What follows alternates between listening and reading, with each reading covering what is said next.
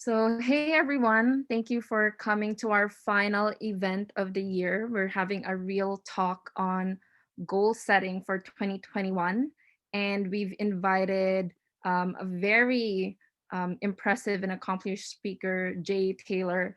If you don't know who Jay is, Jay literally started as an office assistant with no degree, coming from a non-traditional background, people of color, half Black, half Korean, and also had no connections in the industry. But despite all of that, he was able to work at top tech companies, including Microsoft, Salesforce, Expedia, and now very recently transitioned to Twitter. And being not, not having any technical degree, not knowing how to code back then, he was able to break into product management, but also hold leadership positions in both product and engineering. So super excited to bring him here to really share some tips and his story and what he learned along the way and how we can achieve our goals for 2021, and also really to strike some conversations about some tips and how we can rethink the way we approach our goals and plans for the new year. So before we give it to Jay, just a quick reminder, we'd love to see your faces, so feel free to turn on your camera. Jay will share his story for about 15 to 20 minutes. Then we'll move into breakout rooms where we can all have conversations around what Jay just shared. And Jay will be hopping in and out of the breakout rooms to help moderate and facilitate the conversation. And after that, we'll come back to the bigger room where you have the chance to do a Q&A with Jay. So in that portion, feel free to turn on your camera and unmute yourself to have that one-on-one chat with Jay. So without further ado, Jay, please take the floor. Okay, so I'm trying something a little bit different here. I don't know what, oh, good, you guys can do that, cool. I've been playing around with OBS to see if I can get you guys to see me and see the presentation. Okay, you guys can hear me all right? Good? Okay.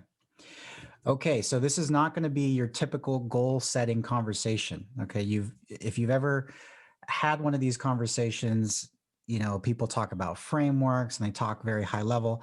I'm actually going to be very specific with you. I'm going to tell you about the choices that I made.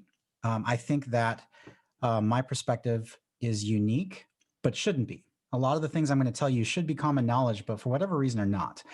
So I'm going to teach you and talk to you a little about how to be in demand in 2021.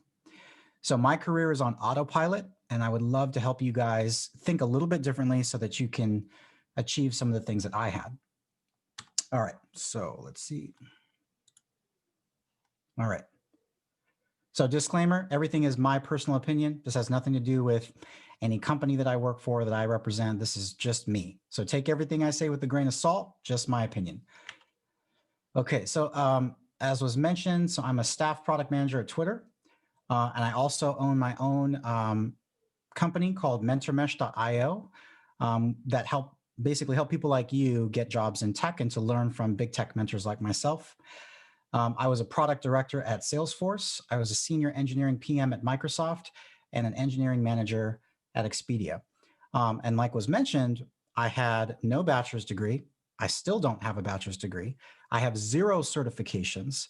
I had no connections. I've never gotten a homie hookup to get into a company.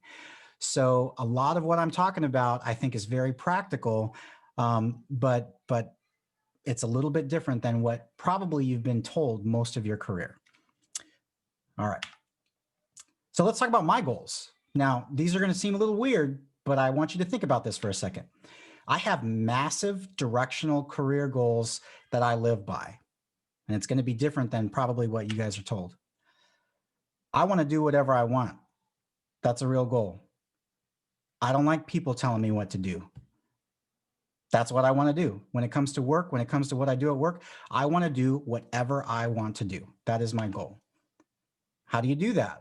Well, you got to be in demand. People got to want you. They have to want you for you versus trying to fill a role. Another big goal. I want the best life for my family. Now, there's two things part of this one, right? And one is I need flexibility in schedule. I've got 4 daughters. See, you can't scare me. I've got 4 daughters. Uh, but I got to be home for them. So if you try to make me work like 80 hours a week, it's not going to work. Like I can't do that. So flexibility matters to me. Things like being able to work remotely, regardless of the pandemic, I need flexibility in my schedule. And I need money. Children are expensive. I am married with 4 daughters. See? And a wife. That's a lot of money. So just being real, there's nothing wrong with money being part of your goal. Let's be realistic here, okay? So now these are not very specific. Yes, you definitely need more specific goals. However, these are my guiding principles whenever I make a decision. They are my most important reasons. And I think it's very important to understand your why, because during your career, there's going to be moments when you want to quit, moments when you're not sure what you want to do. Remember your why, okay? I care about freedom of choice and control over my own life, and I care about the best life for my family. So those will always be guiding principles. Okay, my story. I was an office assistant for Washington state government. No degree. I was working 2 jobs. I was delivering newspapers in the morning. Okay, I'm 25 years old, delivering newspapers in the morning, not getting any sleep, and then going into my office assistant job. I had 2 daughters at the time. Now, here's a lesson I learned. So I stayed in Washington state government way too long. What I did was try to prove to people there that I was worth something. Now, in hindsight, I wasted at least 7 years in Washington state government. I should at least be 7 years younger, but I'm not because I did this. I tried to prove to people that did not want to be proven to that I was worth taking a risk on. It eventually worked, but I would never do that again. So my advice to you is if you don't feel valued where you work, leave. Now, when I wanted to leave, though, here's the deal. So nobody wanted to hire me because I didn't have a bachelor's degree, and everybody's telling me I need a degree. And I was trying to go to college, but I didn't finish it. I'm working 2 jobs. I'm slaving. I'm trying to make things work.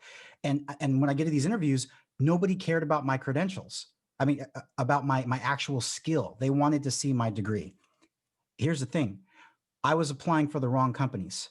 The top tech companies in the world, the best companies that you want to work for, don't care. So that was one of my mistakes. I applied to the wrong companies. However, I did have that problem early on. And so when nobody would hire me, I hired myself. Now, at this point, I had less than 2 years of experience, barely knew how to code. It was very little, all self-taught. But I went and opened my own software consulting company because nobody would hire me. I ran TrueDev Technologies for about 6 years. I helped to start another startup called VenScreen that became wildly successful. We got 45 million in venture capital funding. And what I want you to think about is I did not have a lot of experience when I started. Okay. When you start a company, your customers judge you based on your output, not your credentials. When I started a business, they did not, ask me, hey, where did you go to school? They don't care. When you are an entrepreneur, they ask, is this person going to deliver what they said they were going to deliver? So if you don't have experience, I absolutely recommend starting your own business, especially when the economy is down. It is a perfect time to start your own business.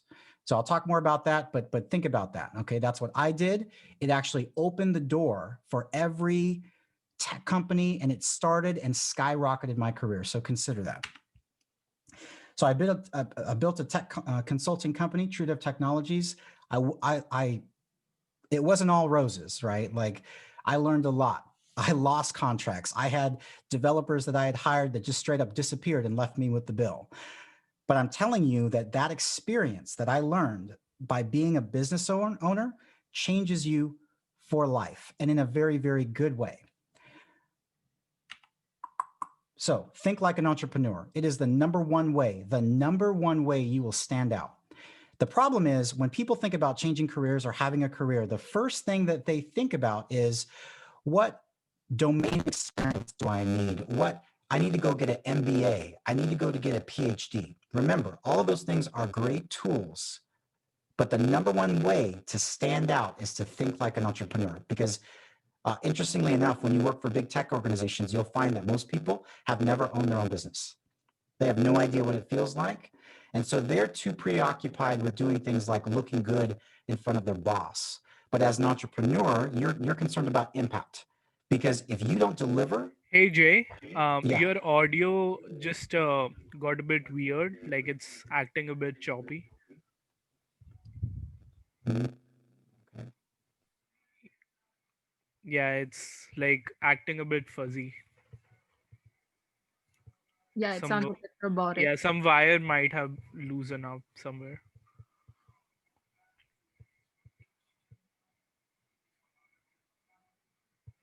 I'm gonna put the ugly headphones on. Bear with me.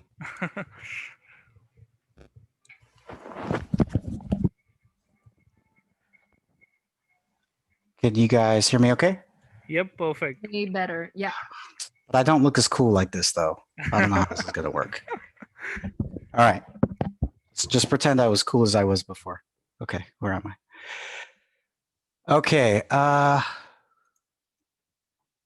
Let me check one more thing. Okay. All right. So be an entrepreneur. So let's see what happens next. So this is when the economy started to get weird. The financial crisis back in 2009, 2010 started to happen. And so I started to lose business. That's what happens when you own a company. There's ups and downs, right? And so I went and I took let's see if I say it here. I took a temp job at Expedia. Now, here's the interesting thing about this. So when I first applied at Expedia, I applied for a full-time role and I didn't pass the interview. It was a difficult thing to go through, but I'm so glad that I did because I learned so much by doing it. So I bring that up because uh, don't let failures define you. It doesn't mean that you're not qualified. Okay, that doesn't mean anything actually, because the entire recruiting process is ridiculous, and that's a whole other talk in itself. So I was a temp. I kicked butt for that 3-month contract. What they wanted me to finish in 3 months, I finished in 2 weeks, to the point that about a month into my role, they offered me a position and they let me write my own job description. Now, this goes back to what I said before. You want to be in demand, okay? If a company thinks you're a rock star, they will find money for you. There's no such thing as they don't have money. This is a prioritization conversation. If you are a rock star and you can show it to them and they see that, they will find money for you, okay? So while I was at Expedia, I built 3 different engineering organizations, brand new, brand new. So be a builder, be an entrepreneur. That's exactly what I did. I didn't wait for people to give me assignments. I went and I found work. I saw problems. I came up with solutions. I did the research and I proposed those solutions. And because of that, I was given additional funding to build three different engineering organizations. Now, this is just my point earlier. Most people that you're around, were they used to people like me? No. They were just hired and they're like, hey, boss, what do you want me to do? I don't play that game. You shouldn't play that game. You come to the table with ideas, okay? You do that. And even in the most cutting edge tech companies in the world, you'll stand out. Okay, so I started to outgrow Microsoft, or excuse me, Expedia, and this is when I considered Microsoft.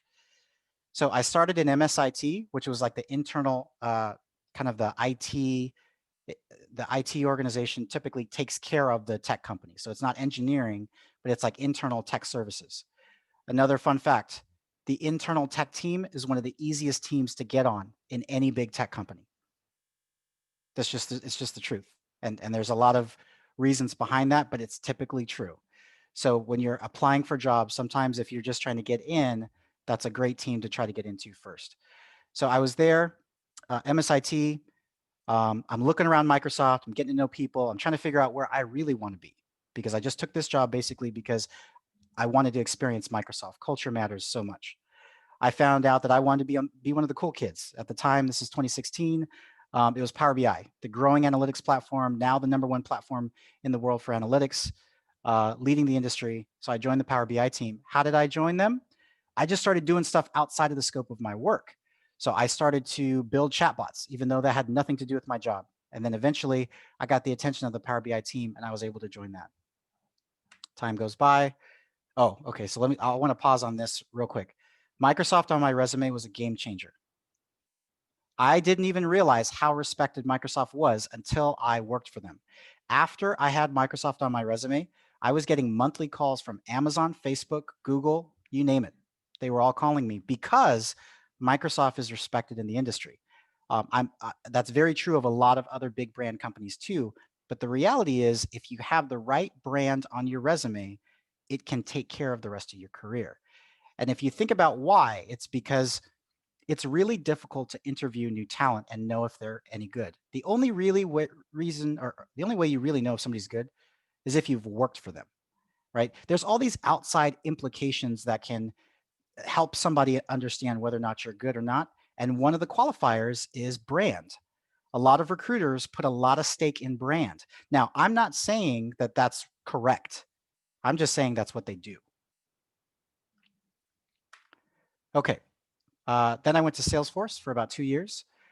I have 4 daughters. Why did I go to Salesforce? Most people didn't even know who the heck Salesforce was. Salesforce and also Twitter now are known to have some of the best work-life balances in the industry. We're talking some of the best cultures. I got to basically a place in my career where I'm no longer choosing based on, you know, brand necessarily. I care about brand plus comfort. I didn't want to work long hours anymore. At Microsoft, I was putting in 40, 50, 60 plus, hours a week. And I didn't want to do that anymore. At this point, I have 4 daughters. I needed to be home even more. So even before the pandemic at Salesforce, I was working from home 4 days a week. Maximum flexibility. Twitter, it's not any different. Maximum flexibility. But here's the deal. I didn't have to choose between flexibility and money. I get paid double what I got paid at Microsoft. So it's a big deal. You don't have to choose. You can choose both. Culture fit is more important than money. You can have both. These are great cultures. Okay, so let's get to the meat. So I'm going to share some stuff with you as a hiring manager. So I was a hiring manager at every company that I just mentioned. I've hired dozens and dozens of people within tech. Now here's what I'd like you to consider that might be a little bit different. Be flexible in the domain that you choose. Gain foundational knowledge that impact many roles. If you look at my resume, I've been an engineering manager, an engineering PM, I've been a product director, I've been a BI analyst. Am I really all of these different people? No, I'm one person, but I have a base skill set that works on a lot of roles. So don't think that you have to pick, like, I have to be a developer, or I have to be a PM, or I have to be a designer. You don't. You need to think about the base skill sets that matter. And sometimes what that does is it allows you to choose whatever company you want, whatever role you want. So another thing to think about when you're thinking about your goals, your ability to influence people and learn and make impact quickly, despite ambiguity, is more important than your technical skills. Now, I want you to think about that for a minute, because what most people do is they go straight to the technical domain. I need to ramp up my security skills. I need to work on my C# skills. Okay, sure. But that's not the number one thing that's going to make you stand out. And I want to give you an example. I was given an offer by Microsoft Xbox, okay? Their game streaming service is called xCloud. I have never done anything in game streaming. I have never done anything professional in video game development. Yet they were begging for me to take a principal level PM role to lead their streaming platform in a technology that was groundbreaking that they had never done before. And I know nothing about their domain, nothing. Why would they do that? Think about this about tech. Tech is new all the time. It's always changing. It's not possible for them to find experts all the time. They're looking at your base skills. Does this person have the ability to learn quickly? Have they built new things? Do they know how to deal with ambiguity? That happen, you see that a lot in resume writing, in job descriptions, but it's true. They looked at my base skills and what I could do and figured, you know what, if he can do this for Salesforce, if he could do this for Microsoft, he could easily do this for Xbox. So another point, choose principles over frameworks, okay? I'll tell you this especially with PM interviews, okay? Are there a lot of frameworks and stuff that you need to understand? Yes. But I'll tell you something. I have worked for many tech companies, right? Many of them in a PM capacity in engineering. We don't go around spouting frameworks all the time, okay? We're not following some rigid. Most of the time, if you work for a high growth tech company, principles guide you, not frameworks. If you walk into the room and start spouting your MBA frameworks that you learned in school, I know of 2 instances where those types of teams straight get rifted. Nobody cares about your framework, dude. Like, this is tech is about people. Okay, you're talking about rallying and influencing people to work with you, especially as a product manager. Your job is not necessarily to be the expert, technical expert, especially. You have an engineering team. Do you have to be a design expert? No, you have a design team. The product manager is a core focus and the person that's the core of getting it done. Okay, your job is people. Don't forget that. So when you think about your goals for 2021, don't just put a bunch of tech stuff on there, because that's not what's going to make you stand out. Choose principles over frameworks. Entrepreneurial mindset, influencing without authority. Always focus on customer and impact. If all your list is a bunch of technical frameworks, then I don't know what to tell you. That's just not it. You gotta switch that up. Okay, I said this earlier. The right brand on your resume can put your career in autopilot. I have not applied for a job in 8 years. I don't apply online. Okay? This is where you want to be. I'm not worried about a lot of the things, like you put an application in, you're one of like thousands of people that apply. I don't do that. And you don't have to do that either. Now, some of that is making sure that you make the right choices as far as getting into these companies. I'll tell you that the easiest way to get into a big brand, if you're not in one, is through a temporal or a contract role, like I mentioned. There are so many, thousands of temporals. Now, I understand not everybody can do that. However, your ability to get in and network and meet people is incredibly important. Okay. So sometimes getting into the right company is more important than anything else. Because once you get in, you get to actually learn and meet people throughout the company and then choose where you want to go. I did that 3 times. I did it at Expedia, I did it at Salesforce, and I did it at Microsoft. I just got in, saw the lay of the land, then figured out where I wanted to go, what I wanted to do, met those people, did projects with them, and eventually found jobs in the team that I actually wanted to be on. Okay, so think about that too. Here's another thing, because at the end of the day, most of us really actually want, I think, very similar things. We want a well-respected job. We want to like our job. We want to enjoy our company. We want flexibility. We want good money, all of those things, right? Though that's not a domain. Okay, that's higher than that, which is why I talk about my massive directional goals, right? So think about that. Happiness. We all want some level of happiness. I've found in my career that the culture of the company and your relationship with your direct manager has more influence on your happiness than your role. Don't work for a jerk. Okay, that matters. Because even if you have the best job in the world, but your boss is a jerk, he or she can make sure you hate your job. So care about culture, care about brand, care about who your boss is. Referrals are incredibly valuable. It's the #1 way you're going to get in. You got to know somebody. So how do you know people? You meet people. LinkedIn is a gold mine. It is a gold mine that is underutilized. You got to use LinkedIn. I know of people that I've helped in my Mentor Mesh platform get jobs just because they post about their journey all the time. Only 1% of 770 million people on LinkedIn post. And a lot of the posts that are on there aren't very good. But if you post something and you tell your story, now you're not just a resume. You're somebody. Because I guarantee you, as a hiring manager, when you submit your application in and I'm looking at you, I'm going to check out your LinkedIn profile. What are you posting? What do you say on other people's posts? How can someone learn about you more than a piece of paper? LinkedIn is so powerful for this. That's how Microsoft Xbox found me. Okay, here's another thing. and I'm just going to give you a little secret as a hiring manager. It's just me. Don't pursue promotions. It sounds weird, right? Like, work really hard, get a promotion. Okay, no. First of all, no. Let me tell you why. Don't pursue promotions. Seek to be in demand. When you get promoted at a company, most of the time, you're looking at a 5% raise. If you get more than a 5% raise, it's because you were underpaid to begin with. Real talk. So you're going to go there, you're going to bust your butt, and you're impressing your boss, and he's going to give you 5%. Okay, just to be real, don't do that. Okay, I'm not saying don't do a good job. Absolutely do a good job, but you actually get more money just by going to a different company. You'll get 20% raise right there on the spot. And if you're in a power play position, you can get more than that. Now, this is not all about money, but at the same time, when you think about working hard, you're not working hard to get a promotion. What I'm saying is change your mindset. You're working hard to increase your personal value and your personal skill. That is why you're working hard. You're working hard to deliver value to your customer because at the end of the day, your skill level is what's going to give you the option to be in demand, not a promotion.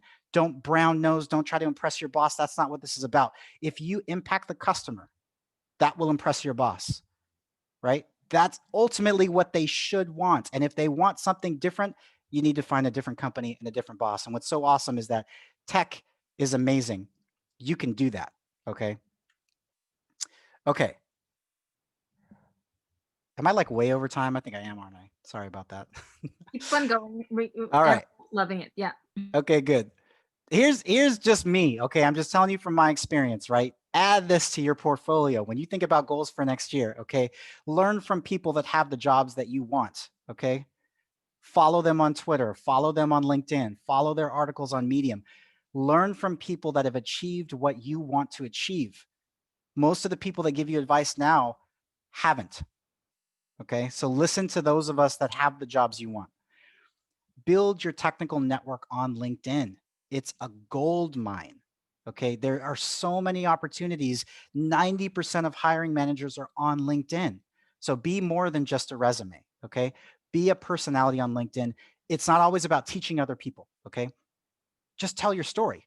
It'll resonate with thousands of other people.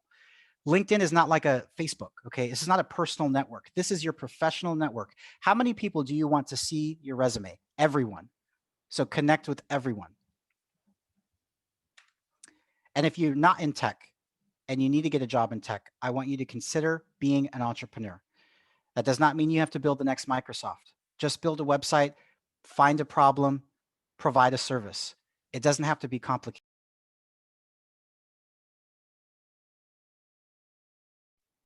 You're on mute. I think you went on mute. Oops, maybe that was on accident. Sorry. Uh, so consider starting your own business. When I wasn't able to get a job, I started my own company, and that's a lot easier than you think. You just got to get started, and you just have to know more than your client. Right now, cloud computing tools allow you the flexibility to build enterprise-grade software just by understanding and learning these tools. Take advantage of cloud computing. Okay, so mentormesh.io, that's my community. You guys are welcome to join. PM Foundations is an accelerator that I'm running to basically help people start their careers in tech, specifically around product and program management. So I've got an accelerator that starts in January. So just a quick shout out to that.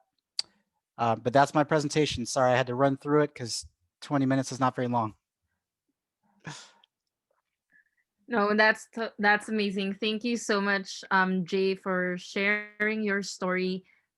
Personally, was super inspired, and that's a lot to take in, and it's really a lot of mindset change in how we should approach recruiting. And even for a lot of us who are here in Product Buds, we've already broken into product management, but you've also really given a lot of nuggets on how you should approach career progression once we've broken into the field of product management. So thank you so much for that.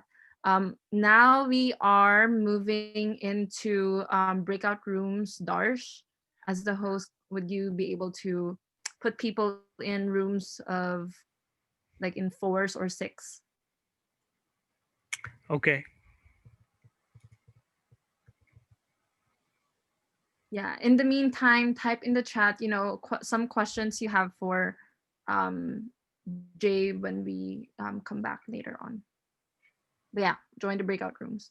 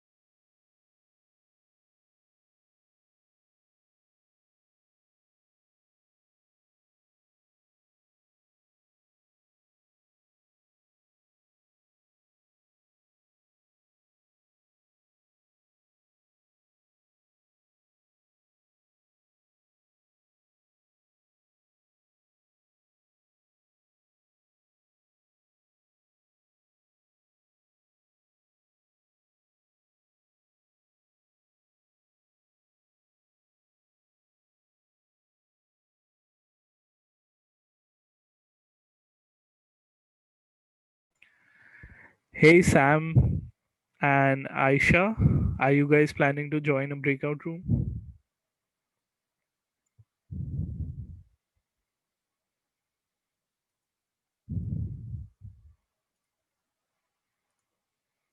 Hey Sam, are you planning to join a breakout room?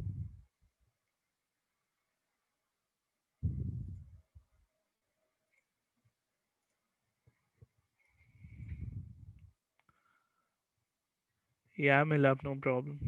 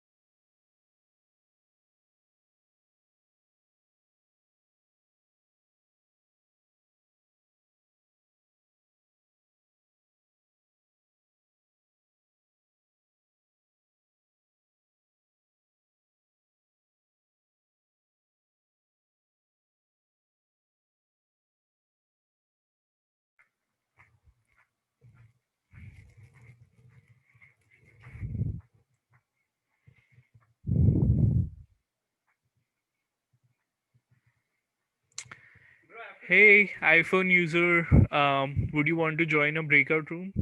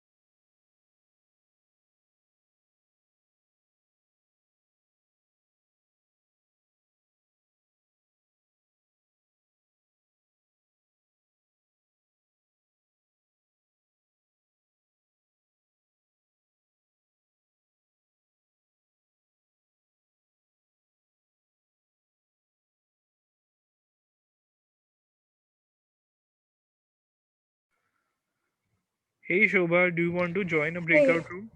yeah, I was just gonna say I got kicked out of the Zoom call. I was in breakout room 1. Would you be able to Okay. add me back to that? Yeah. Thank you.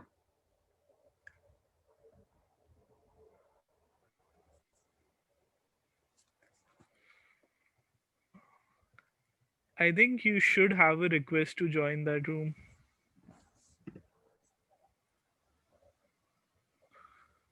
It says room 4.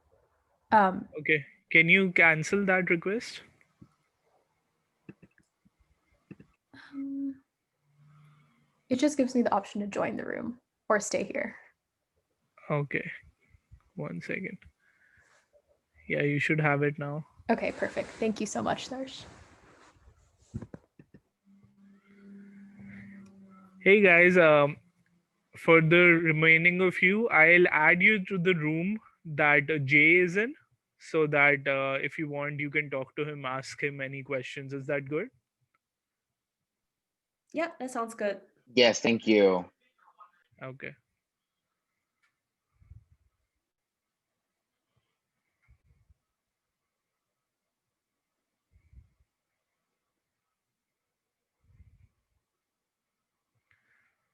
Malcolm, you should have an option to join room 1. Let me see. Oh, there we go. Thank you. Yep.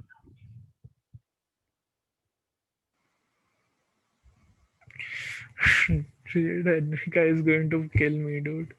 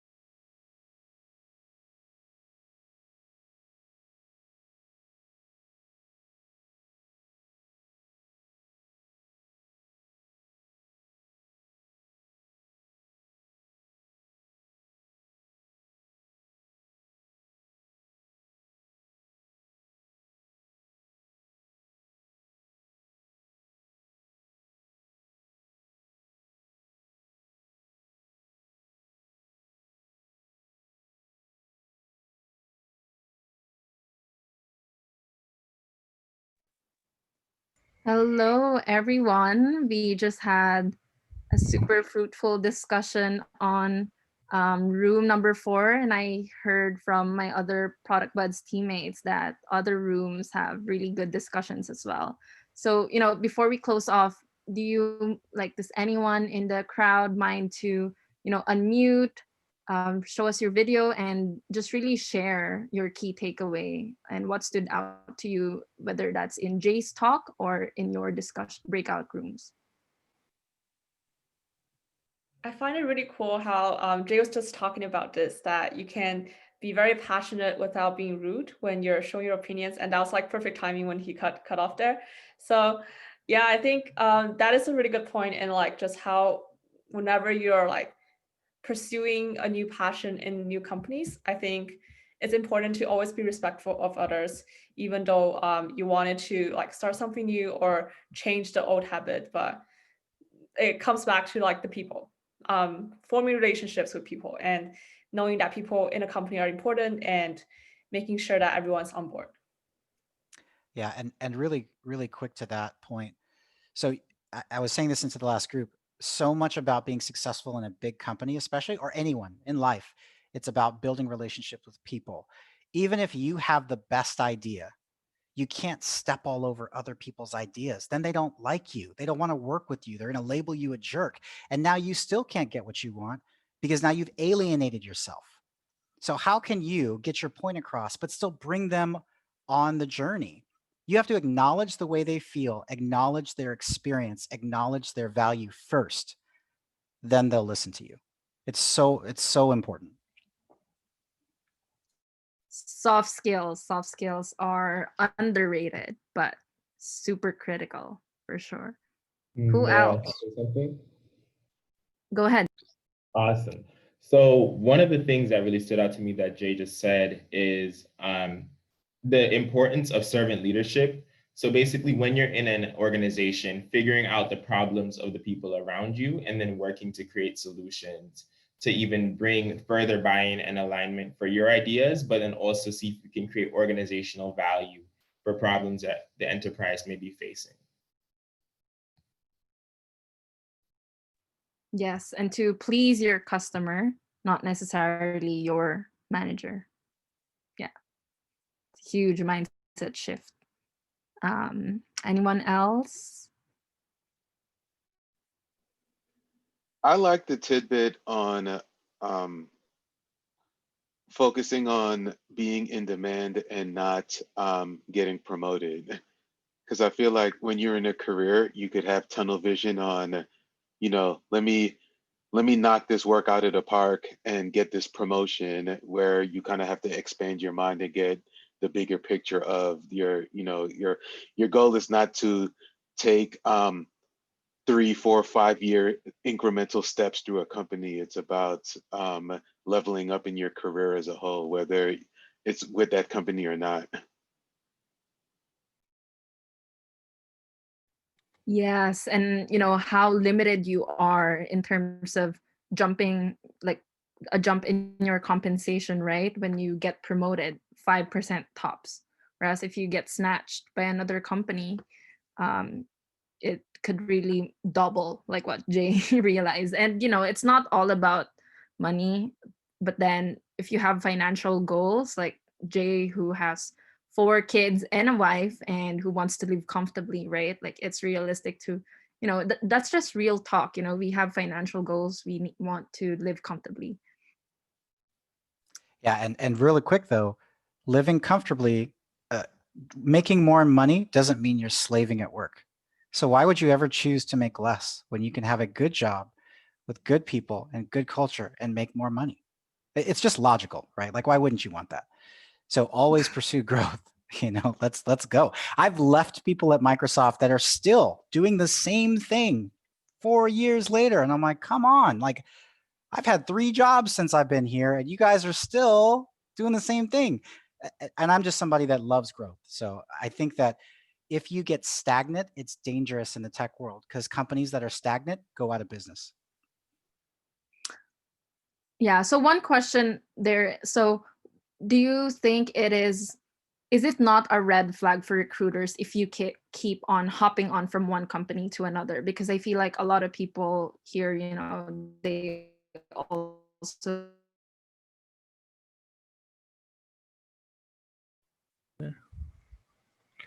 Henrika, I think you were cut off, but I think your question was, is it a red flag if you move from one company to another for recruiters? So I don't think so. Now, to be fair, I would stay at a company at least, I don't know, 12 to 18 months.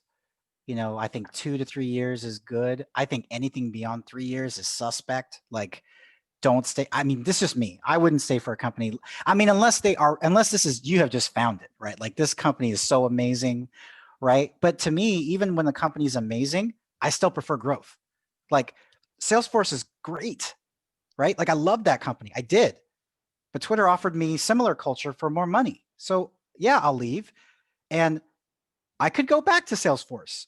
And the ironic part is that Salesforce will have to pay double to get me back. And they will. That's what's so ridiculous about this whole, like, I don't know what it is. Something needs to happen, but companies need to get better at promotions. If they gave us a real reason to promote, I think people would stick around more. But the reality is they don't.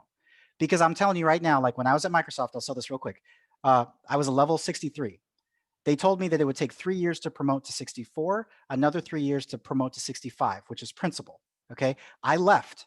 Okay. 2.5 years later, they gave me a level 66 offer that was at the top of the band.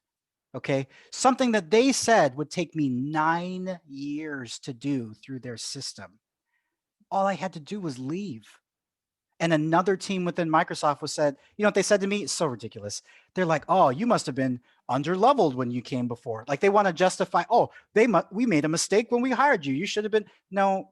This is a ridiculous game that we play.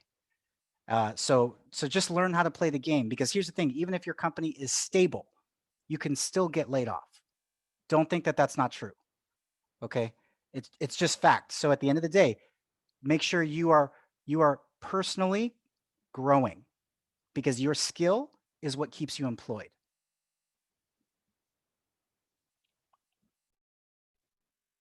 Wow, speechless. That was amazing. Yeah. Yeah. Don't get, don't accept BS that companies tell you. Yeah. Anyone else who would like to have a chance? I know we're running over 4 minutes, so I guess like last calls for whoever has a question for Jay, or who wants to share their key takeaway from I do have a today's quick session. question. It might be like a really easy to answer one, so hopefully we get some other ones in. First of all, I really like the point about like sticking to principles over frameworks. This is like, I just hate like the MBA like BS stuff, like having, it's just like, I wish that we could permeate like that sentiment throughout the whole, industry basically. One thing I wanted to ask was just about this idea of like influencing without authority. I did an 8-month APM internship at Workday a little while ago. And like, I went the whole thing kind of doing what I thought was PM stuff, but I still don't think I'm really clear on like what this idea of like influencing without authority like actually is, but it's something you read in all of like the job postings. I just want to know like what your interpretation of it is, and like how you actually see people like do this influencing without authority. So it's actually fairly straightforward. The reality is, it's the way that you work, because nobody reports to you. So as a product manager, right, you're going to work with an engineering team, a design team, legal team. None of them work for you, but you need all of them in order to get your job done. I think that's, at these bigger enterprise companies, they're always matrixed like this, right? So your immediate team that you are delivering whatever your product or service with, none of them report to you. So literally the way you work every day is influencing without authority. So there's a lot of people that will give you, so I'll give you another secret. Like you'll go to engineering and you'll give them this spec, and they'll say, oh, you forgot to talk about this, this, and this, go do some more research. And you might think, okay, well, my problem is my framework wasn't good enough. I need to get better at my the details in my product requirements doc. Like that's where people go. But you know what the reality is? That engineering team doesn't want to do any work for you. That's what's happening. And they're giving you an excuse so you go away. They're saying, hey, you forgot something. Damien knows what I'm talking about because Microsoft people do this all the time. The doc, it's not complete. Oh, we can't do any work. Oh, that's not what they're saying. They don't like you for whatever reason, or they don't want your work, or there's some reason why they don't want to work with you. And this is why I kind of go back to building relationships, okay? The way I influence without authority is that I help other people first and I get to know their problems first. If you are known as somebody that helps other people and you come with ideas and you're helpful, people listen to you. In most of these big tech companies, I get anywhere from 200 to 300 emails a day. I'm not even trying to ignore people. It's not even that. I get too many emails. And so you have to do ruthless prioritization, right? Which means if you send me an email and I don't know who the heck you are, I'm not ignoring you. I don't know you, dude. So I'm scrolling to the next email, right? So when you know people, you establish relationships with people, they see you. And so now when you send them an email, it's like, oh, Bryce, I know Bryce. So I'm going to click on your email. And it's not that I'm ignoring everybody else. I just don't have time, right? And so I think that you deal with that with a lot of these teams is it's not necessarily that they're trying to be jerks. They're just busy. And if you don't give them a reason to pay attention to you, they can't. So go build relationships. That's what that means. Now, a lot of people will tell you, get your facts right, write a better doc, get data-driven decisions. You know what? I'll tell you something about that stupid statement. Everybody says, let's have a data-driven organization. And I've worked for so many data companies and I have yet to see it. Like I see these dashboards and most of the dashboards, nobody even looks at them, right? Like it's nuts. And that's why like when I boil down my career and I really think about how I made moves, you got to get good at building relationships with people. You have to network. You have to think about those principles. Yes, you should know what the frameworks are so you can talk intelligently about them. But at the end of the day, remember why the frameworks exist. Remember why the document is important. It's not about following the details in every line. These documents provide clarity so that people don't waste time going in a direction that's already been gone, or maybe they forget to consider important things. Make sure that happens, right? Make sure the clarity is there. It's not about what process you use. Because even in the trainings that I give, I talk about OKRs. So, objectives and key results, because a lot of companies use that. So it's important for you to know what it is. Do I think those frameworks are like the most important gold that's going to make you successful? No. But you got to know what they are because you got to talk to people about them and they're going to reference these things and you don't want to be confused. Same reason why, especially from the reason a product manager should be technical to some extent is not because it matters so much to them. They need to talk to engineers. And if these engineers think you know nothing about what they do, they're going to discredit you and they're not going to listen to you. But if you can talk intelligently to them at a high level and understand what they do, they respect you more, they trust you more, they work with you more. That's the game. That's managing without authority. Thank you. I can see that Bryce is really satisfied with that answer. I work with him at Workday, and he's usually not satisfied with whatever he hears. So that's a gold nugget. Jay, I guess, do you have time for one last question? I have as much time as you guys need. Okay, that's amazing. Thank you so much. A lot of people in our community have secured PM internship for next summer, and the next goal for that is really to convert to full time, right? So, with your story with Expedia, you said that you were first hired as a temp employee, but you found problems, and because you found problems, you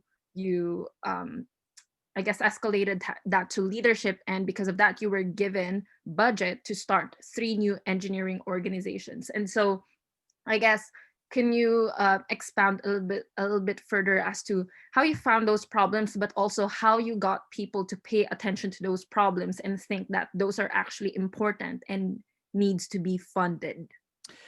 So yeah, absolutely. So for all of you that have internships, the number one benefit of that internship is your ability to network. Okay, know people, meet as many people as you can, and while you're there, impress people. Okay, when you're given an assignment, you tear that assignment to shreds. Okay, you go above and beyond because you're trying to make a point.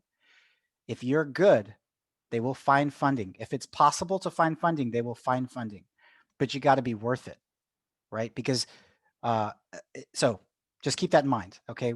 Again, like when I had my temporary role, I was given a 3-month project that I finished in 2 weeks. And I did that because I wanted to make a statement. I stayed up all night. I studied. I had never done some of this stuff before, but I wanted to make a point. And when I was done, I didn't say, hey, boss, what do you want me to do? I already had my next 5 assignments lined up. I had already started talking to people. And so all I had to do was say, hey, his name was Mike. I was like, hey, Mike, I was talking to so-and-so. I think I can help this project and this project and this project. Is that cool? Yeah, of course. Because at this point, I'm free. I've already finished what he wanted me to do, right? So it's all extra. And really, the one that offered me the job was somebody else. It wasn't even the guy who initially hired me. It was somebody else that saw the work that I was doing and said, I want Jay. She didn't even have a role.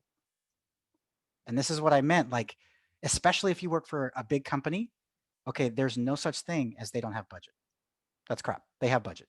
You just need to make you a priority. And if you are a rock star, if you ask good questions, and this is not just about being a good worker, okay? Add ideas, knowledge, perspective, like do your research and ask intelligent questions. That's important. Do your research, ask intelligent questions. And especially when it comes to, like, if you have an idea, okay, deliver on whatever project you're working on. Yes. But if you have an idea, depending on your environment, just go do it. I didn't ask permission to do an MVP. I just started doing it. And then I started showing it to them. Because the thing is, a lot of people, it's not real until they see it. So when I say, hey, we could do all this stuff, they're like, yeah. But if instead I said, hey, check out this dashboard that I made, I think it'll help solve this problem. And then they're looking, they're like, oh, what is this? Now they're like, well, could you do that for this area? Could you do that for this area? So people tend to be a little visual. So if you can create like an MVP or really show the value in a project idea, and you can kind of do that while you're fulfilling whatever your daily duties are, do that. And then you'll get the attention. At least that's what worked for me.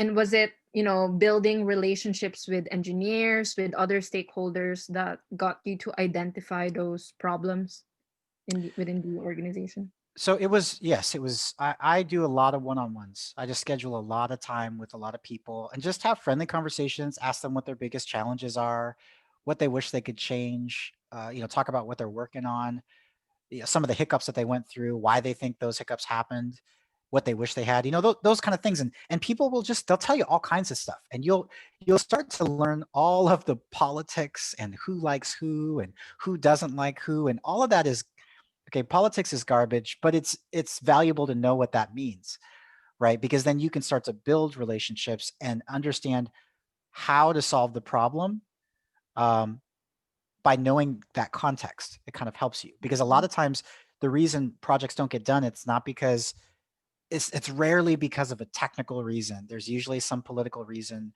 or a prioritization problem or something that happened that's not related to the technology that stopped the project from going. But yeah, build relationships and just listen. Like, people will talk if you give them an opportunity, especially about negative things. They'll tell a lot of stories. So pay attention to the stories, and you'll start to be able to piece together who the problem children are and some of the bottlenecks, and then try to use that to come up with some ideas to fix something. Gotcha. And we have a few people in the chat who would like to ask a question. So we'll go with Simran, Shantanese, then Phyllis. So feel free to unmute yourself, Simran. Yeah, sure. Thank you, Henrika. And thank you, Jay, of course, for giving us all these golden nuggets. So my question is, what is, from your experience, what's the most common thing that like young PMs or aspiring PMs just get wrong?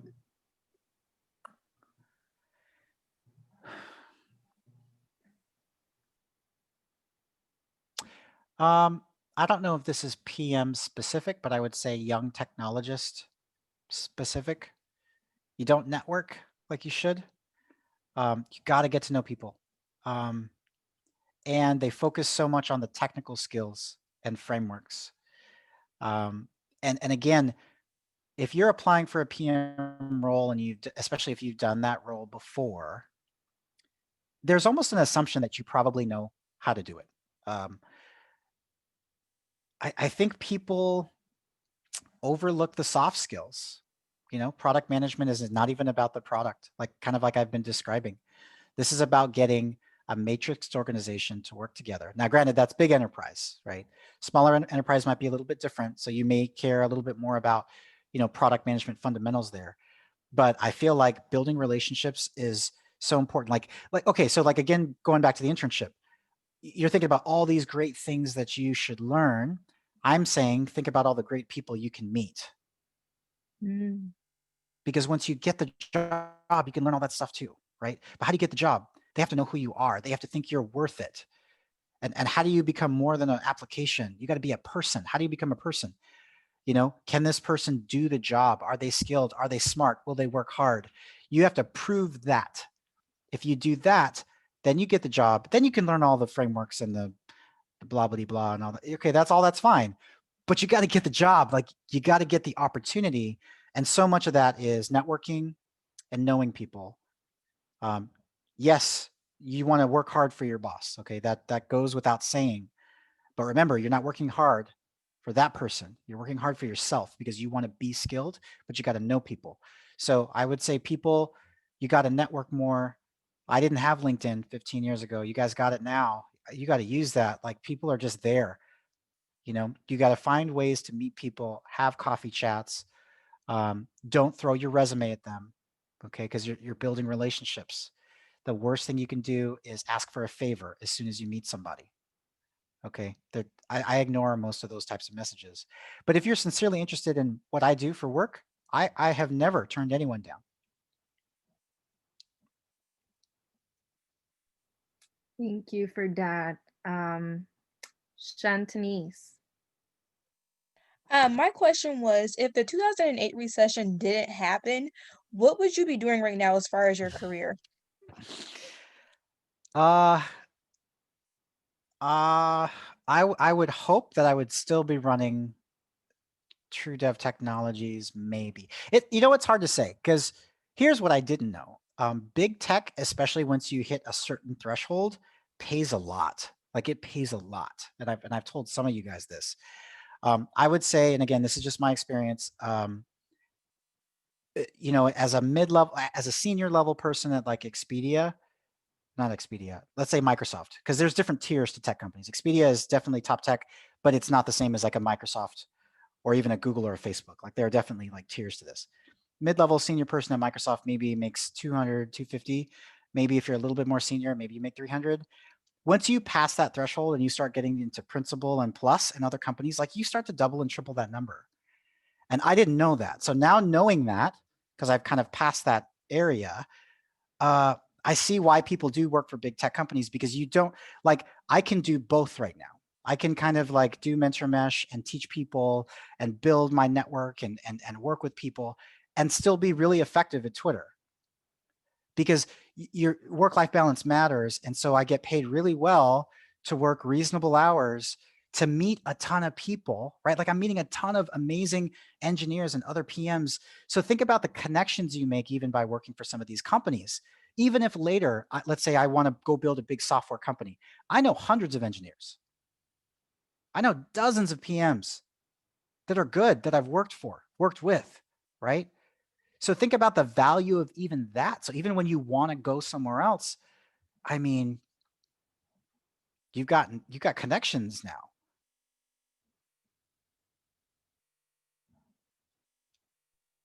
Real talk, real talk.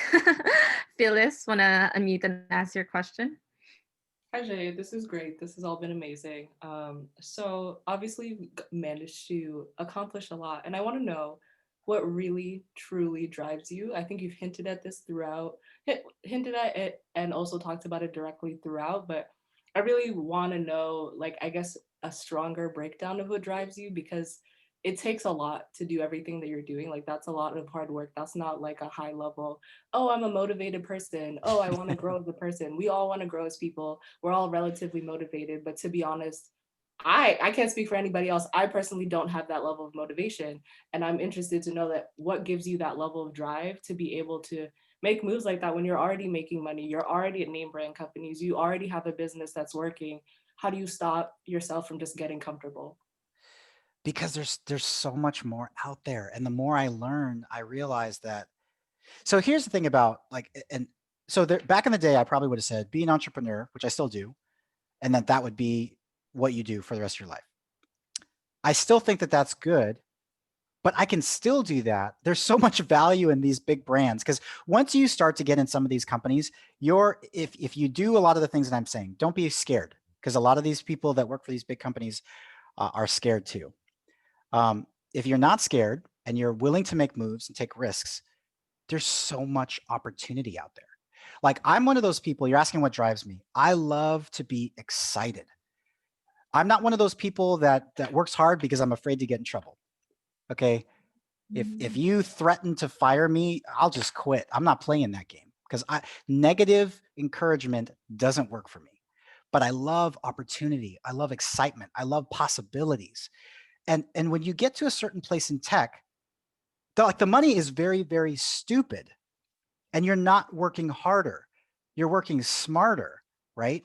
And so even now, like I love impact. I love being able to talk to people like you guys and see light bulbs go off, because I'm telling you, like a lot of the stuff I'm saying, a lot of people don't tell you, but I've been in the industry and it's not what you think it is. Like, don't expect to go to these companies and life is a paradise. That's not what I'm saying. Have objectives. And I love excitement, because the thing is, like, even when you get to some of these levels in big tech companies, like a lot of the way you get paid is through stock.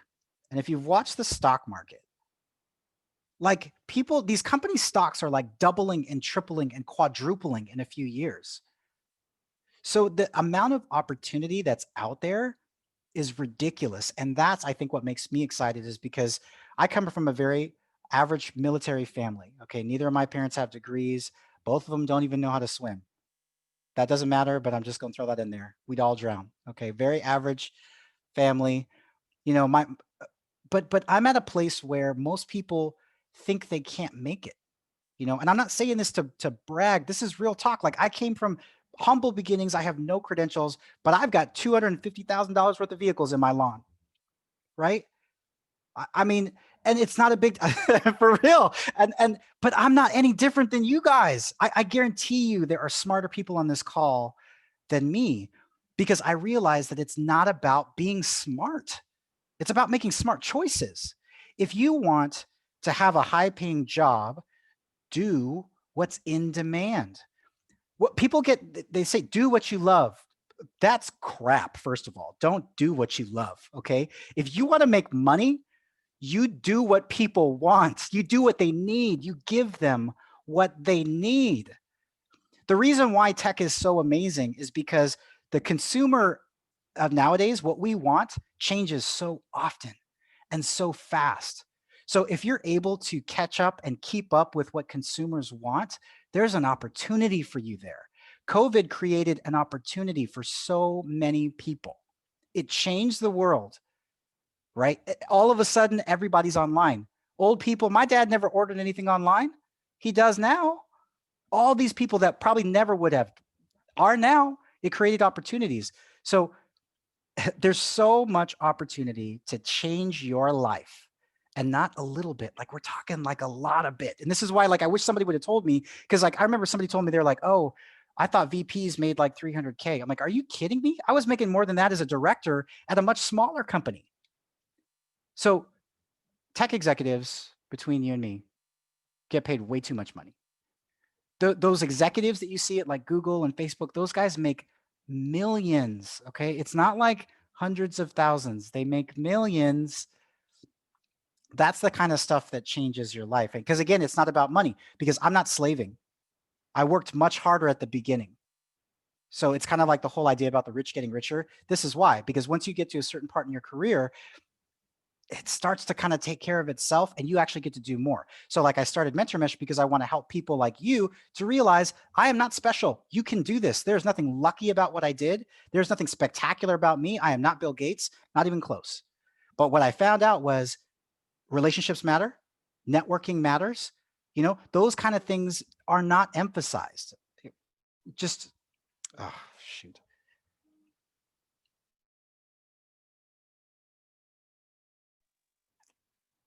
Jay, are you still there? Did we lose Jay?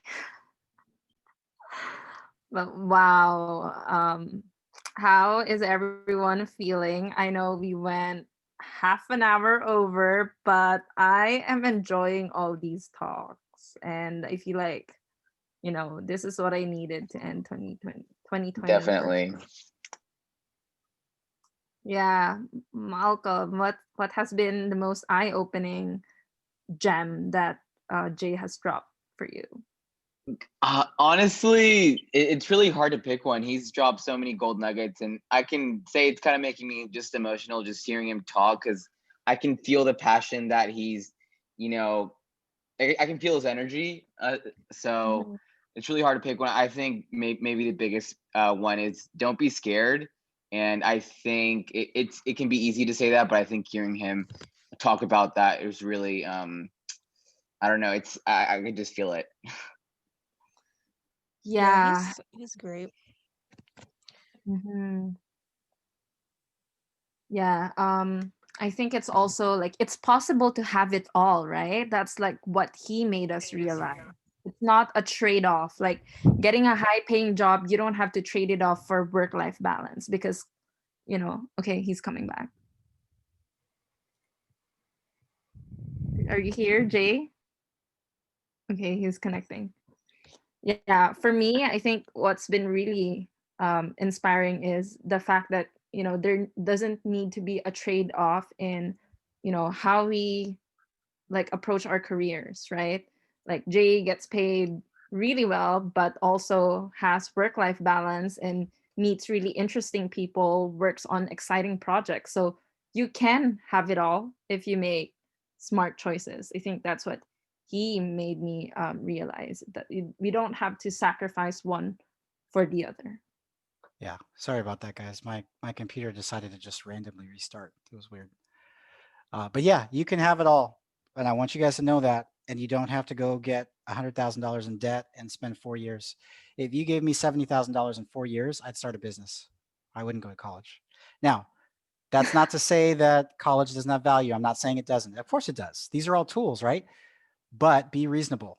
It's more like you have to stack rank what's most important and what's going to be most impactful. And when you make that list, there are other things that I think are more impactful, you know? And that's kind of what I say. Like all of these are tools, but you still have to build your career. So would you say as we head onto 2021 in terms of stack ranking our goals and how we, you know, allocate time, right? Would you say, you know, number one is networking, reaching out, building your personal brand on LinkedIn. Second one is, you know, working on like starting your own business, working on side projects, right? And then the third would be applying. So here's my thing. So number one is networking. Okay. You need to meet people every day. Make that part of your daily routine. Okay. Connect with people, talk to people, even send random connection requests to people you don't know. Now, a lot of people will say don't do that, but I say do that. Okay. Because if they accept it, a lot of people on LinkedIn are like me. I accept every single one. Because the question is, who do you want to see your resume? Everyone. I want everyone to see it. LinkedIn is your online resume. Why wouldn't you share that with everyone? This is not like a family network. This is a public network. Okay. So meet people every day. Try to build relationships with people that have the job that you think you want. So ask them for coffee chats, but don't throw your resume at them. Build your network, get to know people, join things like this. Connect with me. I'm happy to chat with anybody on this call. So I actually give my time pretty regularly to one-on-ones if you guys want to chat. Every person you meet is an opportunity to impress and potentially a door that's going to open for you. Okay, don't forget that either. Always put your best foot forward because you never know who's going to see that, right? So absolutely prioritize networking. I'm trying to think, you know, as far as like starting a business, I think that's primarily for people that aren't in tech yet, so let's say you're trying to break into product management or anything in general, if you're having a hard time getting a job, then absolutely I would say go start a business, period. If you're in tech already, personally, I definitely would encourage you to try to get into these bigger brands. And it's not because I think the work is more exciting and blah, blah, blah. No, it's literally because the stigma, the positive stigma that comes from these brands is ridiculous. I swear people don't even read what I do and don't even care. They just assume that I'm good. Period. You know how nicer that is to apply? Because what happens is they just look at my resume and they say, Expedia, Microsoft, Salesforce, Twitter, he must be good. Otherwise, nobody would hire him, right? Maybe I'm doing nothing. They have no idea. Okay. So again, just keeping it real, it's the brands are speaking for me. It's not even my experience. It's the brands are speaking for me. And to me, that is so valuable because it means that at any point, as I get skills and if any point I'm building a business or I'm building something, it doesn't work out, my fallback is to go work for a Microsoft. That's not bad. That's not bad. But on the other side, if I continue to learn, I continue to be skilled, I also have the possibility of starting a multi-million-dollar company if one of my ideas take off. That's the plus side. So I tell you, cloud computing has changed everything. If you understand how cloud computing works, you can build scalable platforms that can handle 100 million users and be a millionaire almost overnight. Now, granted, it's not always like that, of course, but the reality is the technology is no longer your barrier. Whereas, 10, 15 years ago, if you created a website, but you didn't put enough hardware behind it and 100 million people came to your site, it would crash and you're done. All that opportunity that you could have made all this money doesn't matter because your web server crashed. But now you can build auto-scaling architectures that will scale with your traffic. That is fantastic. The top tech companies in the world let you use their software and hardware, and you pay for what you use. There's no excuse not to understand how to use that, right? And you don't need to be super technical. All this stuff, the documentation is free. If you don't know, it's because you chose not to know. So I think going back to the original question that was asked, opportunity, man, I get excited about the possibilities. I would love to think that I'm going to start some $100 million company. We don't need a $2 trillion company. We could have 20,000 $100 million companies. The only reason we have a 2 trillion is because they buy us all, and that's fine too.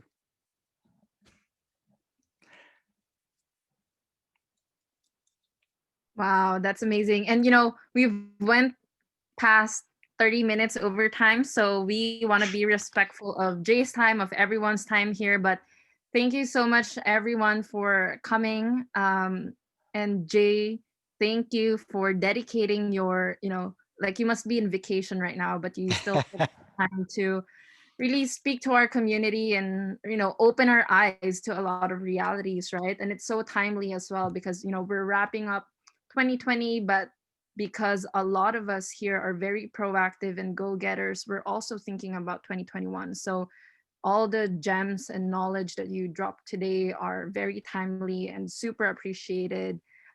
Shay even said that this was the motivational talk she did not know she needed. So thank you so Great much. to hear. And for everyone here, Jay emphasized the importance of networking and mentor mesh product buds. That's why we have this community over here. So I dropped the link to join product buds in the chat if you haven't yet, but also drop the link to Jay's LinkedIn profile. So connect with him, send him a personalized message, and if you're on LinkedIn and are working on your personal brand, share your key takeaways and really what you're taking away and what stood out to you from this call. Tag product buds, tag us the moderators, tag Jay, tag mentor mesh, and we'll be supporting your posts and really help increase visibility into your profile. And also you were able to be vulnerable and open and connect to everyone in the breakout room. So I encourage you to connect with each other as well on LinkedIn, but leverage the product bud Slack group, create a private chat with those people who you were in breakout rooms with, and hold each other accountable to your goals, right? and just really connect and build, build relationships. So that, because by doing that, you're investing in your future, like what Lee said. And I would add really quickly to that, remember, a lot of these people in Product Buds, you guys got thousands of people in this community. Many of these people are also going to be the hiring managers that you want to know. A lot of these people, a lot of you are going to be successful. Know each other, right?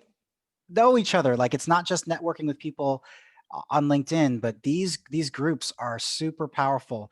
And one thing I'll share, another bit of advice that Dara Khosrowshahi, he's the CEO of Uber, used to be the CEO of Expedia. One of the best things that he said was, as far as his career goes, is if you have an opportunity to follow somebody fantastic, that's great, and you see that they're growing, if you have an opportunity to follow that person, do it. Because hard leadership is very, very hard to find.